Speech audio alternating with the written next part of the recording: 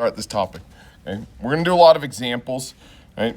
That's kind of how we do it. We'll do a quick little derivation of stuff and then a lot of examples. So kinematics, right? So we're going to do kinematics, which is the geometry of motion, right?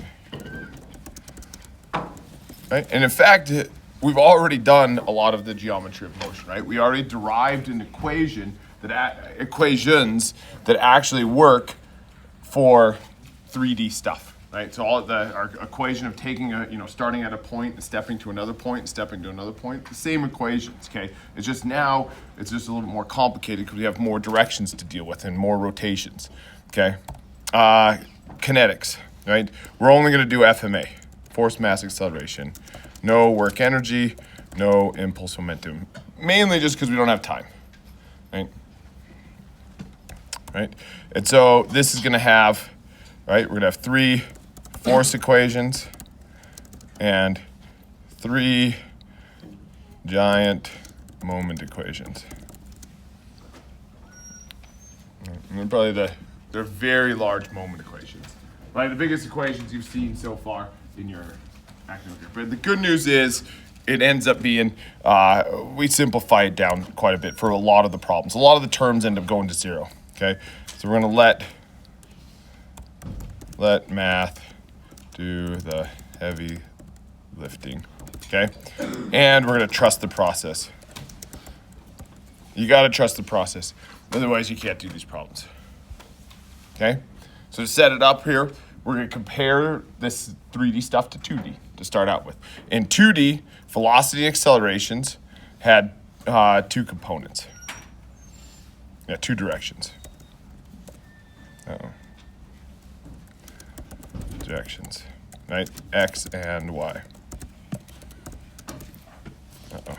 X and Y. They're the X and Y directions. Our accelerations, our angular velocities and angular accelerations, this had 1 component, right? And that was the Z direction,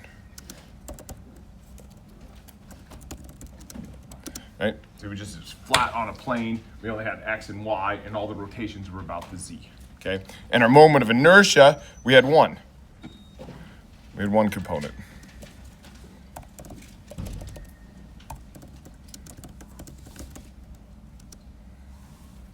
Right? And that too was about the Z-axis. Okay? So you can see where this is kind of headed. We're going to contrast it to 3D stuff. Okay? So down in 3D, velocity, acceleration, angular velocity, and angular acceleration, all of these things have 3 components. Okay? So, I mean, it makes sense that velocity and acceleration, we're just going to add in the Z component. But now rotations could be about the Z, about the X, and about the Y. So we can have all 3 of those things rotating at the same time, right? So 3 components. Right there, right, we picked up 1 direction and 2 angular velocity, angular acceleration, right? But then this guy really blows up on us. This becomes 6 components. Right, that sucks, right? Going from 1 component to 6 components, right? And we're going to introduce this idea. We have 3 moments of inertia and 3 products of inertia. Right? Ooh, how do you spell inertia? Right? And we're going to introduce this concept of an inertia tensor. You ever heard the word tensor before? No, never heard it, Mark? It's a cool word. It's a cool word. It makes you sound smart if you go around talking about tensors. Huh? We'll get to that. Yeah, I mean, it is a property of an object, and we have different levels of tensors. You have a single level 1 tensor and level 2 and level 3 tensors. So if you ever a 1 degree tensor would be like just something like if I want to describe temperature. Temperature is described by 1 component, right? So that would be a 1 by 1 tensor, right? And if we get into something that's like 2 by 2, right? That would be a 2 degree tensor. And we're going to do a 3 degree tensor. We have 3 things that have to define a property. Another tensor would be if you take your stresses, right? the normal stresses and then the shear stresses. And if you put that in a matrix, that's actually called a stress tensor, if they ever called that before, because that tensor defines the properties of that object at that time. You know what I'm talking about? You do like the normal stresses down the diagonal. Did you guys do this at all in mechanics and materials? You did, yeah. You put the normals down the diagonal, and then you do the off diagonals or your shear stresses, and you put it in a matrix, and that's called a stress tensor. But we're going to introduce that for here, this inertia tensor. But that's right after Thanksgiving. By the time we'll get to that, okay. So then we come down here. Oh, son of a bitch. We're okay. Spilled coffee on the keyboard. That's a good thing, right?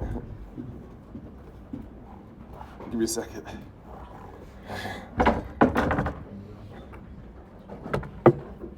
Got it all over the place now. Use my coat. Don't tell anybody here. Nobody looks at the inside of a coat. What's that? Is that your new keyboard too? No, it's new. It's actually ended up with a new. They gave me the new iPad. The keyboard was fine, but now I'm gonna have to send it back and say turns out it's the keyboard. I don't know what you're talking about. Dude. I literally had this thought the other day that I've never spilled anything on a computer. And I did.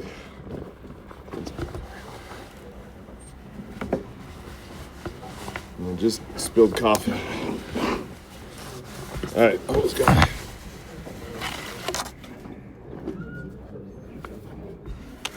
There we go. Smell like coffee today.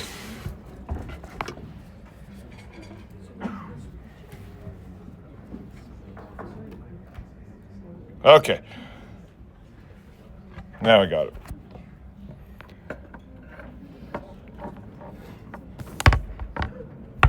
Okay. So now we're down to this. 2 points on the same body. So again, like I said, this equation should look very familiar, right? We're gonna take a step from one point to another point, okay? That's what this is. So this is just the same exact equation that we used. There was no point when we derived this, there was no point where we said this only works for 2D, right? We did do that down in accelerations, right? But we didn't do that for this. So it's the same exact equation. The one thing that gets a little bit difficult, right, that gets a little bit more interesting with this, right, is you'll notice that there's a little beta on there. And that's the omega of the body, okay? And we'll talk about what happens is where all of these problems kind of fall into the same category. Let me show you one of the examples of the problems, right? This is an example of a problem. So this is, right, just very weird contraptions, right? Just like we did in 2D. It's just now we've got things that are rotating about other things that are rotating, okay? And so like I've got this rod right here, and I tell you what that omega is doing, right? So that omega is that's rotating around. So this little object will just rotate around, and it's rotating about the z-axis, okay? But then on the end of that is another thing that's rotating. This guy right here is rotating about the thing that's rotating, okay? And so you gotta be really careful about which omega that you're using, right? If I'm trying to take a step out to point A, well, point A is on this, on this object right here, right? It's the thing that's being rotated about, right? So I would take a step. I know the velocity here is 0. I take a step from here to here, right? And it'd tell me the velocity A. But I gotta be really careful. I gotta be using this omega, right? But then when I take a step from here over to here, right? I can't just use this omega because this omega also has this omega in it because there's two things that are rotating. There's the thing that's rotating, and then it's rotating about the other thing that's rotating. Right? If that's not confusing, but that's what's happening, right? I'll say that a lot throughout today. I got a thing that's rotating about the thing that's rotating. So when I take the step from here to here, I got to make sure I use this omega and this omega added together, okay?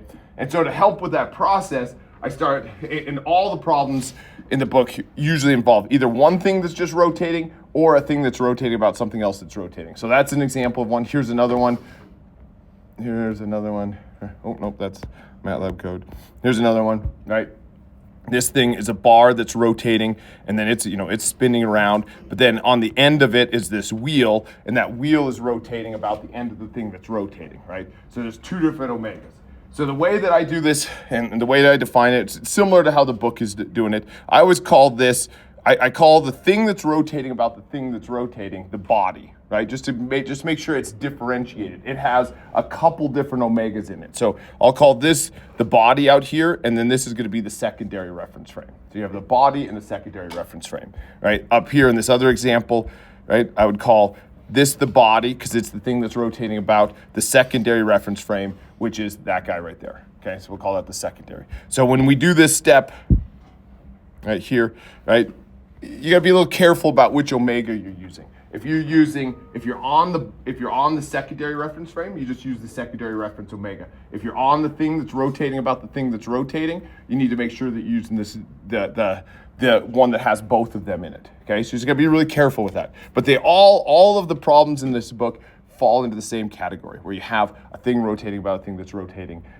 or just one thing rotating. Either way, it's not too bad. So just pay attention to that as we go forward, okay? So then we'll call this angular velocity. Angular velocity of body beta with respect to primary okay.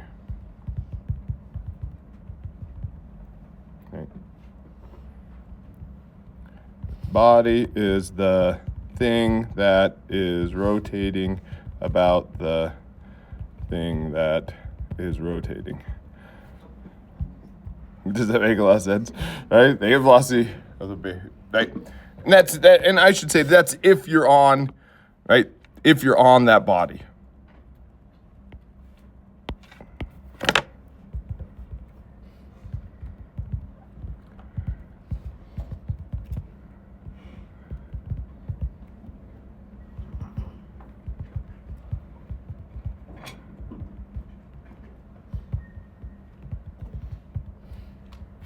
It gets confusing. It's hard to put all this stuff into words, into notes, but that explains it, right? You just gotta be a little careful about omega. If you're on the body that's rotating about the thing that's on the body, use omega beta, right? If you're just on the object, if you're on the secondary reference frame, then you just use omega the secondary when you're on that, okay? Again, we'll do some examples so you can see them play out, okay? This next one, right, again, should be very familiar to you, right? It's taking steps between 2 points on the same body in terms of acceleration, right? It's going to be acceleration of A plus alpha of the body crossed with RC as seen from A plus omega of the body crossed with omega body crossed with RC as seen from A. Same equation we had for 2D, but in 2D, we simplified this down. This simplified down to just negative omega squared times RC as seen from A. But when it's in 3D, that approximation doesn't work, right? Or that simplification, rather, doesn't work. So we have to leave it in this form with the double cross product, okay? And now, again, we picked up this alpha of the body. Again, that's the alpha of the body as seen from the second, or alpha of the body, that's the thing that's rotating about the thing that's rotating. And again, we'll do some examples. So this is angular relation body with respect to primary reference frame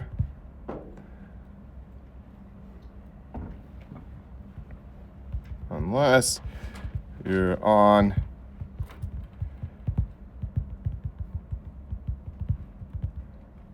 a secondary,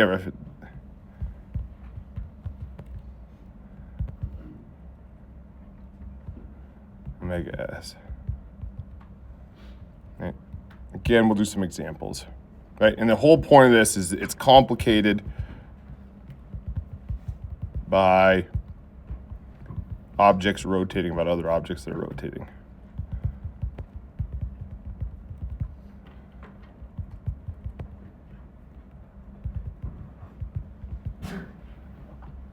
That are rotating, gosh.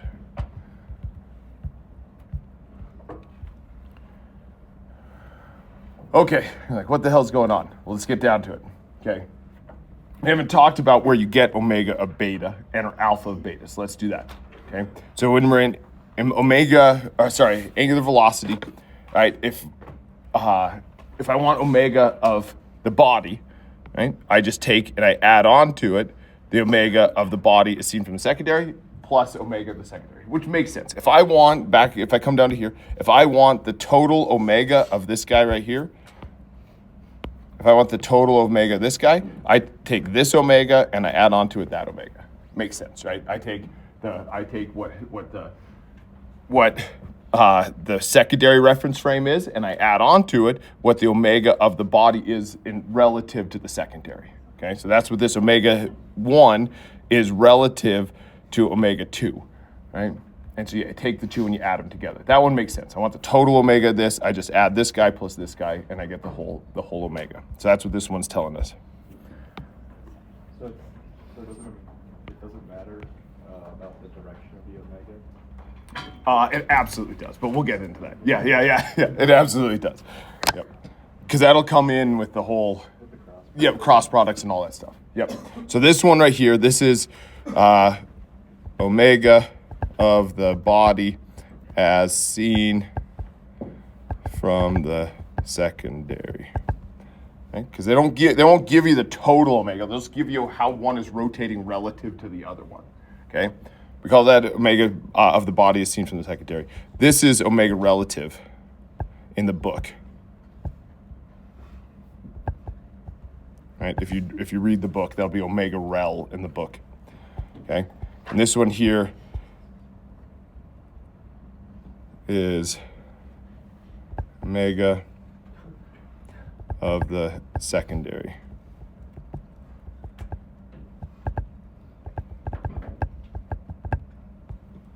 Right?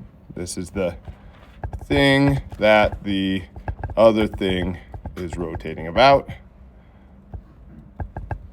Right?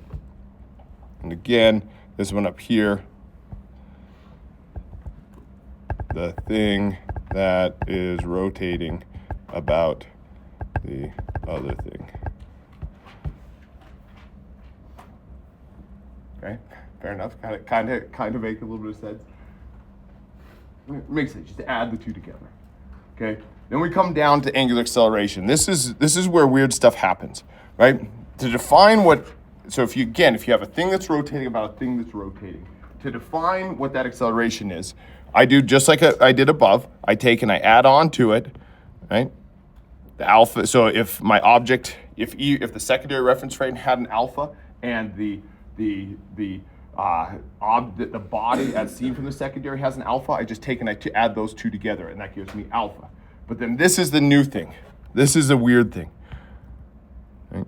I picked up an extra component, right? This one makes sense. Just like up here, I just take and I add the two together. That makes sense. I take this and I add the two together. But now I've added in this extra component right here. And what this extra component has to do with is you have a thing that's rotating. Right? This is very analogous to if you're whipping a ball around on a string, right? You could be doing that at a constant velocity, but it has to be accelerating. It has to be accelerating back to the middle. You're changing direction, right? My particle is changing direction, so it has to have an acceleration, which is again kind of weird because it has a constant velocity, but it has to turn, right?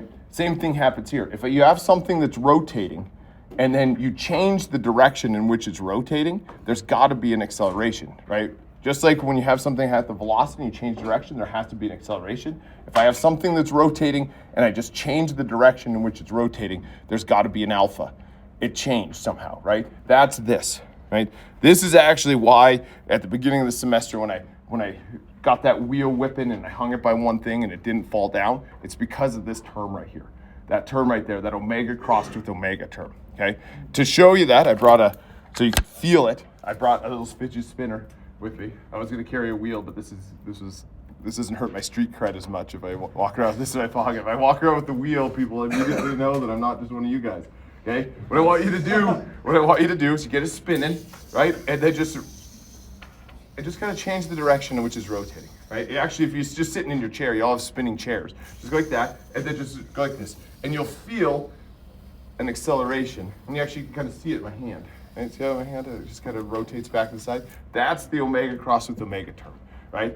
I have a thing that's rotating, and then I'm the other thing that's rotating. It's rotating about the thing that's rotating, which is me, right? When I do that, I pick up an alpha in a different direction, right? And that it's really weird to feel it. You'll feel it in a second. That it's rotating this way, I rotate it this way, but I pick up an alpha that way, right? And it actually doesn't accelerate that way. You're resisting that acceleration, and so you're applying a moment. And what you feel is the moment that you have to apply to keep it in place, right? That's the omega across the omega. Pass it around. All right, pass it around. I only brought one. Oh. Okay. A fidget spinner. A good tool. You feel that, huh? Yeah. Yeah. That's the omega cross with omega term that you feel. Isn't that weird? Yeah. See how coordinated you are. See how coordinated you are. You don't change. Don't move it back and forth. Move it. Change the angle of it, like how it's rotating. Change the angle? Yeah. Even that way will work. Yeah. Do you feel it? There's the different direction, but move it this way. Swing it this way. See, there you go. And then you'll feel it turn in this way on you. Yeah.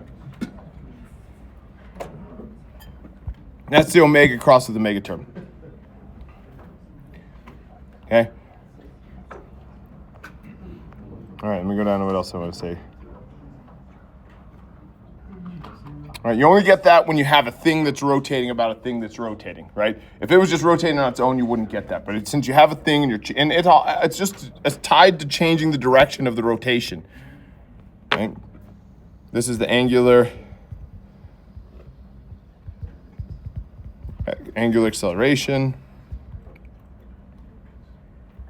of secondary as seen from primary. Right. This one is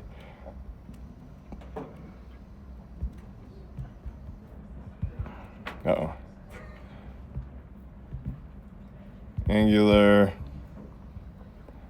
acceleration of body as seen from secondary. And this last one, this accounts for the effects of angular acceleration, angular velocity changing directions.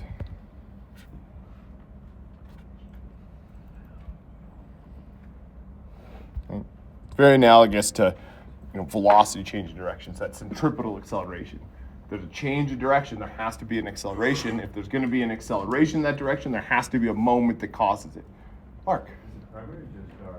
Yeah, it's just a fixed reference frame. Yep, fixed reference frame off to the side, right? That's what Newton's laws apply to the fixed reference frame, the primary reference frame. Okay.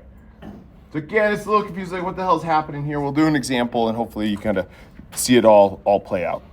Okay.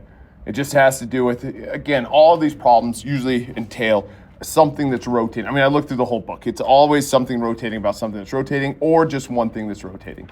Okay.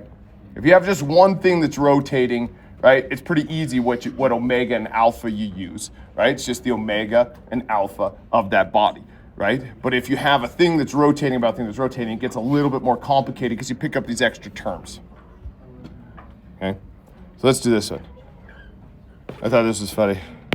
See, my kids always ask about that. It's like, why would you ever do these geometry stuff? It happens all the time in engineering. Okay, this guy right here. Right, this is our first one here. One key to this, it's hard to see. It took me a while to learn this about this. So they give us omega 2 and they give us omega 1, and they're asking for the velocity and acceleration at point P, right? I'm getting to here. So how I do this, right, is I got to take a step from a point that I know something about. So I'm going to take a step from here over to here, and then I'm going to take a step from here over to here. Right? Just like we've done many times before. It's just now it's in 3D, right? The one key to this thing is that, and it took me forever to figure this out, was that when this point is coming back, it looks like it's touching the z-axis. It is in fact touching the z-axis, right? So when you see an isometric view, it's hard to tell exactly where that's at, but this thing is basically lined up with the ZY plane. This is in the ZY plane. So it's just lined up in that. And if you do that, then you can solve it. Otherwise, they don't give you enough information, right? So then it's all tied to, we'll just do some little geometry just to begin with here, just to get some stuff squared away. It's all tied to these two triangles, like to get the right dimensions. There's this triangle here, and then there's this triangle here.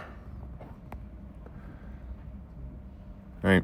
And if you work with those two triangles, you can come up with some of these dimensions. We just need these later. This is 1.92 feet. This is 1.44 feet. This is 1.08 feet.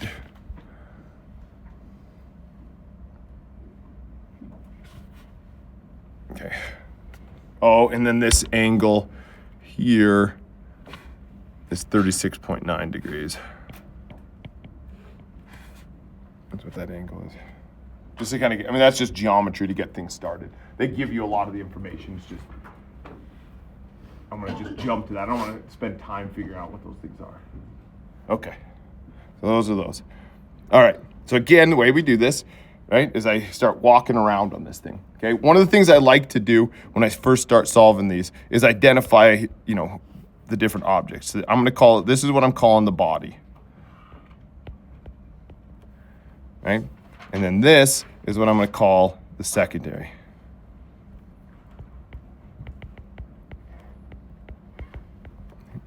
Just acknowledge that there are two things that are rotating here. And in our definitions above, when we get out onto this body, here, we just need to take into consideration that it's a thing that's rotating about the other thing that's rotating. When I'm just in here, I just have to worry about the secondary reference frame because that's the only thing that I'm on. But just trying to make it clear that there's a couple things floating around there, okay? So then, like I said, we're just gonna take a step, right? We're gonna take a step from where I know the velocity is 0, and I'm gonna take a step out to this point. Actually, I can go all the way from the bottom here. That's 0 as well. I can take a step up to VA.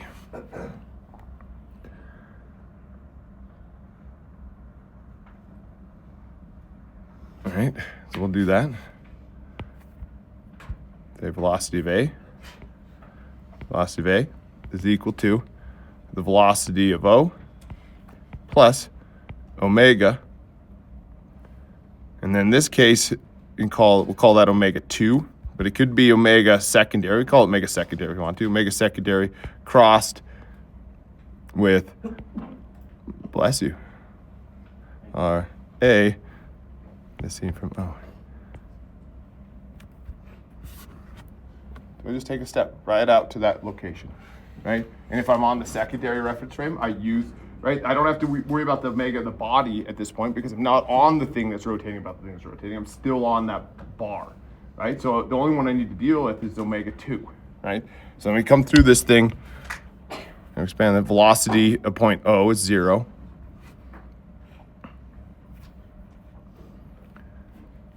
Right? And I do velocity, so this is just going to be equal to omega the secondary.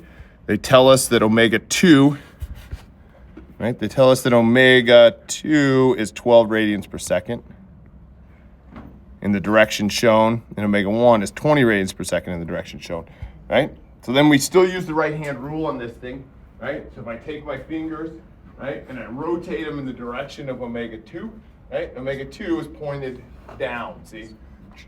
Omega 2 is pointed down. So that would be negative 12. And you look at the direction that my thumb is pointed, it's pointed in the Z direction, right? Rotate my fingers around, pointed down in the Z direction. So that would be a negative 12 in the K. So I expand on this, right?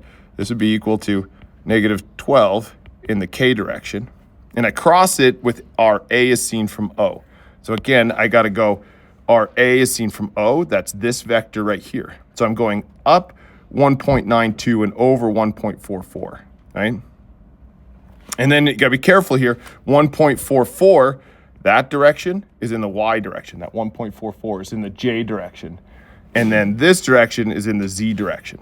So it'd be that crossed with, what did I say it was? It was 1.44 in the J direction plus 1.92 in the K direction. You be really careful, right? Because now we got things that are moving. We can go in the X, Y, or Z direction. Before it was just the I or J direction, but now we got the J and the K active here. Okay? So 12 in the K crosses 1.44 in the J plus 1.92 in the K. And you carry out that cross product just like we've done before with your right-hand rule. You could use your calculator. You could use whatever you want, right? But what you end up there, that ends up being equal to 100 or 17.28 in the I direction feet per second. Okay. Okay. And again, just to make sure that this is indeed, okay, that this is passing the stink test. So this thing says, all right, what I just determined was that point A would be going 17.28 in the I direction. And in fact, I would say that that's true. Would you say that's true, Mark? Okay, and it's coming out, right? It should be, that point A should come out, right along that x-axis that we see right there. Just make sure that it's doing what it's supposed to be doing. Right? In fact, it should just be r omega in that direction, right? But we don't need to, yeah, it should just be r omega in that direction. So that's velocity A, right? Now I'm going to step out to the velocity at P, right? Step out to velocity at P. Before I do that though, right? Now I'm on the thing that's rotating about the thing that's rotating. So I need to determine what omega of the body is. Because now I'm on it, now I can't just call it omega 1, right? I can't take a step right here to here using just omega 1, because I also have to take into consideration that it's attached and it's also moving with this omega 2. So I have to take and add those two together, okay? So I need to figure out what omega of the body is, right? So omega of the body, right? That's the thing that's rotating about the thing that's rotating, is going to be equal to omega of, what is it? What's the actual equation? Omega is secondary plus omega of the body is seen from the secondary. In our case right here, omega the secondary is omega 2, right? And then a body is seen from the secondary is omega 1, right? It's this omega 1. That's, right? Because that's attached to the thing that's rotating. Hopefully everybody can see that, right? It's attached to the thing that's rotating. And so this omega 1 isn't the total omega. It's just how it's rotating relative to the secondary reference frame, right? So that's the body is seen from the secondary is omega 1, because that's what it's seen from being attached to the end of this. And so you just take omega 2 plus omega 1, and that would give us the total omega. Again, should make a lot of sense here, okay? So then we got a couple things here, something new, that omega is going to have different components. Omega 2 is just going to be negative 12 in the K. We just determined that a second ago. But omega 1 is this guy. We haven't talked about this yet, right? It's rotating like this, right? It's rotating like this, and my thumb is pointed up like that. We haven't talked about omega having directions before, besides just in the K direction. So you treat it just like you do any other vector. We could break this thing into its components. It's just purple here. Right? This is omega 1. It's sticking out like that. Right? And we could look at its different components and say that it's got a component going this way, right? And a component going this way. Right? And we could break it up into components just like we do any other vector, right? Using geometry, right? I think this ends up being 36.9, ends up being right here. Ends up being right there. And so we end up with omega, this would be omega z is equal to 20 times cosine of 36.9. And then this would be omega y equal to 20 times sine of 36.9. There we see that? It's got those two different components. Right? You break it up. That one going vertical there is in the z direction. The one going horizontal right there is in the y direction. And then there's nothing in the x direction, right? Because that thing is lined up perfectly in this plane. So it just has those two components. Okay, so we come back down here, we know negative 12 in the k, plus would I just write that?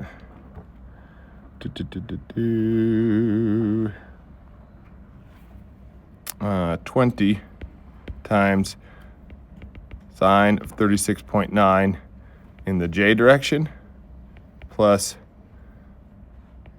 cosine of 36.9 in the k direction. So it's just this here is omega y, right? Right, and then this plus the 20 there is omega z from above, right? So you just have those two different components, okay? And then you just add them together, right? You get the k's, there's two k's there, so those get added together, and then the y's there by itself. And so this ends up being equal to, this whole thing ends up being equal to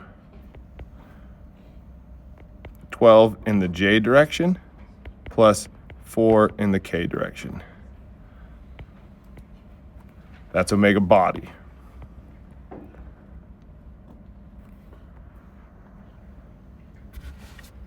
Okay, so that's what this overall omega is of this bar right here. It's going to have two different components to it, right? It has a component in the j and the k direction, but nothing in the I direction. Right? But it's the total. It takes into consideration both the secondary and the primary reference rate. Right? So that's the overall one. So now I use that to take a step over to the thing. Now we're down to velocities, right? Back to velocities here. I want to step out to VP from VA. VP is equal to VA plus, now I use the omega of the body, which I just determined, and I cross that with R, P is seen from A. And I gotta make sure that I'm using that omega of the body that I just found, because now I'm out on the thing that's rotating about the thing that's rotating. Okay? It's not just the secondary, it's not just the body is seen from the secondary, it's the two added together. Okay? So, fill in these terms. VA we determined up above, that was 17.28 in the I. 0.28 in the I direction, plus omega the body is 12 in the j direction, plus 4 in the k direction. And I cross that with, I'm taking a step, our P is seen from A. I'm taking a step from A over to P, so I'm going over 1.44, negative 1.44 in the y direction, and up 1.08 in the k direction. That's this. So minus 1.44 in the j direction, plus 1.08 in the k direction. Okay. You see, these end up being very tedious. Right? This ends up being tedious. Once you lay them out there, right? Once you have it laid out, that's it, right? I mean, that's the hard part. Now you just got to do the cross, right? For each of those terms, and then combine your like terms. So this is where if you got your calculator game out, right, and you got it dialed in, you can use your calculator for doing this, setting up these vectors and doing the cross product and stuff. Or you could use some of these more complicated stuff. You could use MATLAB if you wanted to, right? Or you could just do it the old-fashioned way, make mistakes along the way. That's okay, but what you end up here is 36 in the I direction, feet per second.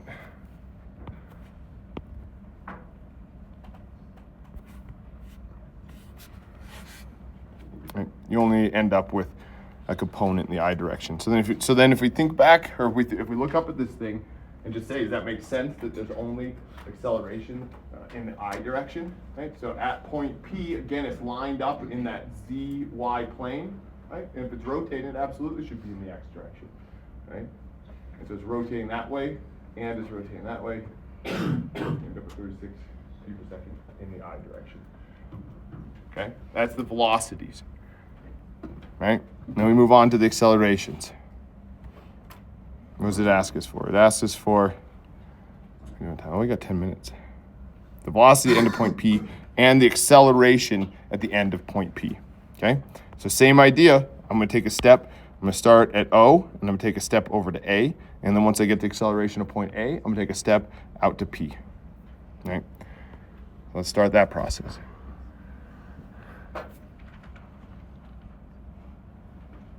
All right, so do accelerations.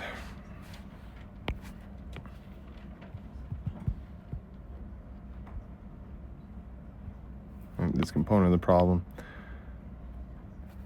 All right, so I go A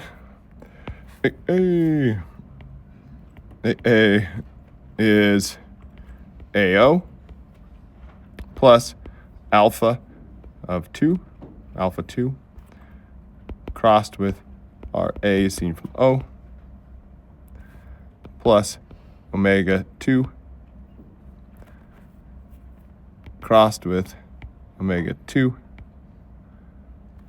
crossed with RA is seen from O. I don't know why they're doing rounded ones, but... Right. Okay, and the reason I'm using 2 here, right, is because I'm still on the secondary reference frame, right? I'm not on a thing that's rotating about a thing that's rotating, so I just use the omega of that and the alpha of that, okay? So right from the problem statement, or I guess that's a pinned point down there, so this AO is going to be 0, right? From the problem statement 2, it says that omega 2 is constant. If omega 2 is constant, then alpha is constant, right? So this alpha right here, that's constant. So that's, if omega 2 is constant, then alpha is 0 rather, right? It's not accelerating. There is no angular acceleration there. So all I'm left with is the centripetal acceleration component, omega 2 crossed with omega 2 crossed with RA is seen from O, okay? So then you can fill this in. Omega 2 is negative 12 in the K. Right? And I'm going to cross that with negative 12 in the K, crossed with RA is seen from O, is 1.44 in the J, plus 1.92 in the K. Right? You got that double cross product. Again, use your favorite method here. If you need to carry that out, you get negative 207.36 in the J. Okay. That is the acceleration of point A. Again, take a step up and see if that makes sense. The acceleration of A is in the J direction. Okay. I would buy that, right? If that thing's rotating around, you pick up a centripetal acceleration component. It's got to accelerate back towards the middle with centripetal acceleration, and it's in the negative y direction. Right? It should just be r omega squared in the y direction, right?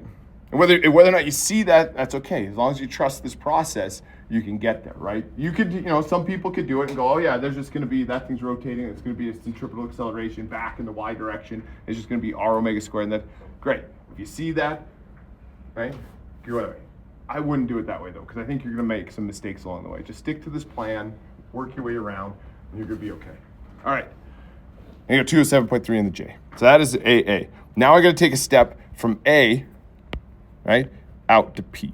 But now I'm on the body, right? So when any omega that shows up, right, we're going to have these omega crossed with omega thing. I need to use the omega of the body, right, because it's on the thing that's rotating about the thing that's rotating. So I need to use the total omega that I have. But also, I need the alpha of that overall thing as well, right? And so let's talk about alpha of the body, right? And you might be saying, well, alpha of that body is going to be 0 because this is constant and this is constant.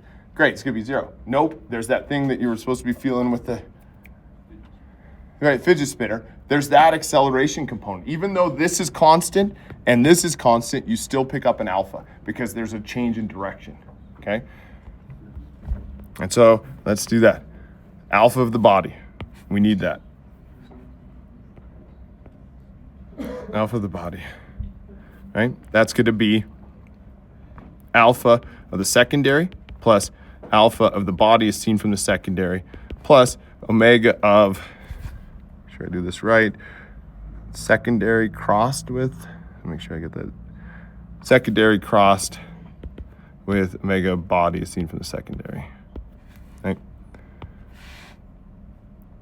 So this here is just alpha 2, that's equal to 0. This here is alpha 1, which is equal to 0. So both of these guys go to 0. Right? But what I'm left with is this right here. Right? And so what that ends up being, this ends up being equal to omega the secondary is negative 12 in the k direction. And I cross that with body as seen from the secondary, which is that omega 1. Omega 1, which we determined to be 12 in the j plus 16 in the k. Did we determine that? Was it 4? I think it's 4. Hold on. I don't think I ever calced that. Yeah, that, did I do, I did. What? Hold on. Make sure I did that right above.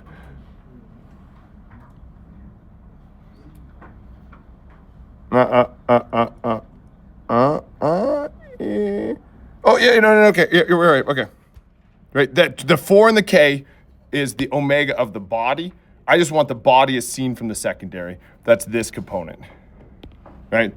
And that one, I never calced it, but this one is 12 and 16.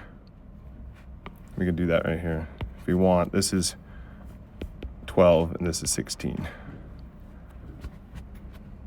That makes sense, right? I don't want the total omega of the body. I just want the body as seen from the secondary, right? 12 and 16. Cool? Go. Mark. Right. Walter, okay. Yeah. Jermaine, okay. Yeah. Manus, you're right. Joseph, we okay? I'm just naming all names. Nate Dogg, we okay? Derek, we okay? Okay, Derek. Yep. Logan, right? Okay. And we're maxed out. You guys are nervous. I went with Jermaine already. I said Jermaine.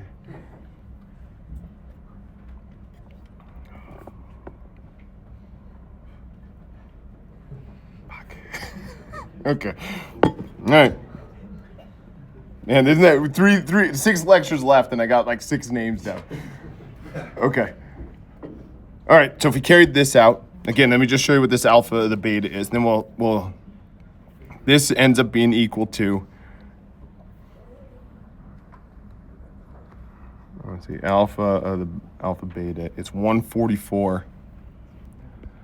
144 in the I direction, radians per second squared. Okay.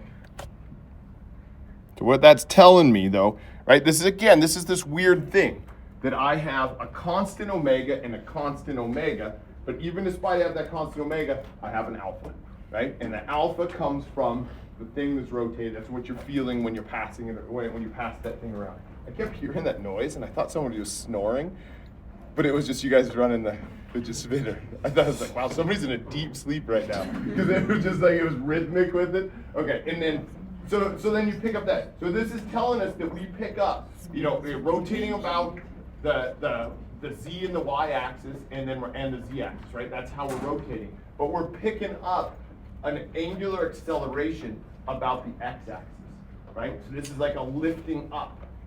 144, it's a lifting up. This thing wants to lift up off of their thing when you're rotating it around, right? And that's what you felt, right? When you're taking that thing and you're moving it, you were feeling like it was rotating about this axis, but then you start rotating about that, and then you start picking up a moment about an axis that you weren't even rotating about. And that's because that cross product. So this thing would want to lift up. And so then there would be a moment there that would have to hold it down. This thing would have a moment at the base that would say, you need to stay down. We're not going to let you lift up, right? And that's what we're building up to, is like what that moment ends up being, right?